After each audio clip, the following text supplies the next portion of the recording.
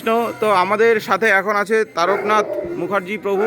তো তিনি এই মনুষ্য জীবনে আমাদের হরিভজনের কি সার্থকতা আমরা কেন করছি এবং এই নাম সংকীর্তন সকালে কেন হচ্ছে এই বিষয়ে কিছু বলবেন। হরে কৃষ্ণ। আমরা নর্তম গড়িয়া মঠের আন্ডারে সকলে পরিক্রমা করছি কোচবিহার শহরে।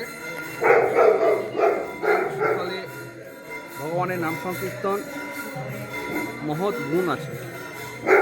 এই হরিনাম একমাত্র কলিযুগের একমাত্র উপাস্য।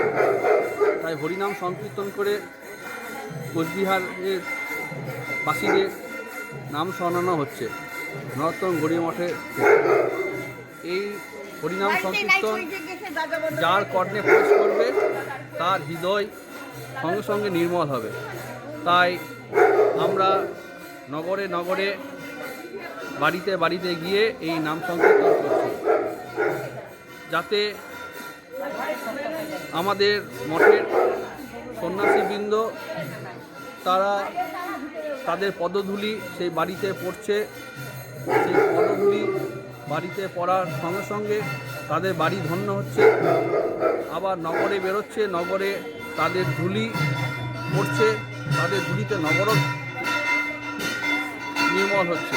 ফলে সকলেই আমরা যাতে হরিনামে উদ্বুদ্ধ করতে পারি, সকলে যেন আমরা হরিনাম করতে পারি, সেটাই আমাদের উদ্দেশ্য। তাই আমরা সকলে হরিনাম সংকীর্তন করছি।